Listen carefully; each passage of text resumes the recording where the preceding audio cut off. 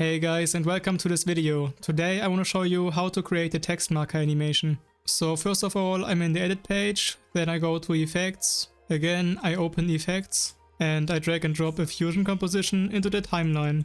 Now go with this fusion composition selected into fusion. Drag and drop a text plus node into the node field and connect it with the media out node. Then adjust the text to your liking. Alright, now drag and drop a background node into the node field and connect the background node with the text plus node.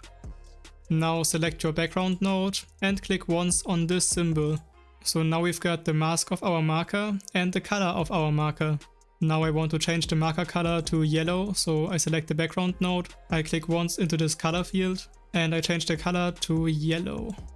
And I decrease the blend node to about 0.6. Then I change the operator from over to under. Now I go to my rectangle mask and I adjust the mask width and mask height so that the mask fits the size of the text. Also I increase the corner radius, so now the edges are round. Also I increase the height and width a little bit. Now maybe you want to create this marked animation, so let's again create a rectangle mask. And I drag the second rectangle mask between the first rectangle mask and the background node. Then I change the paint mode from merge to subtract. Then I increase the mask size. And as you can see, if we now change the position of this mask, we can create a little animation.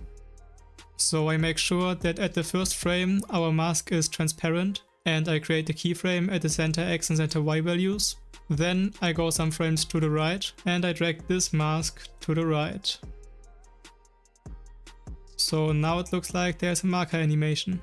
Now increase the soft edge of both masks a little bit and you are done. So I hope the short video has helped you. If so, then leave a like or a sub to my channel. Check the first link in the description to get some nice effects and transitions for DaVinci Resolve. Thanks to all supporters, stay creative and bye!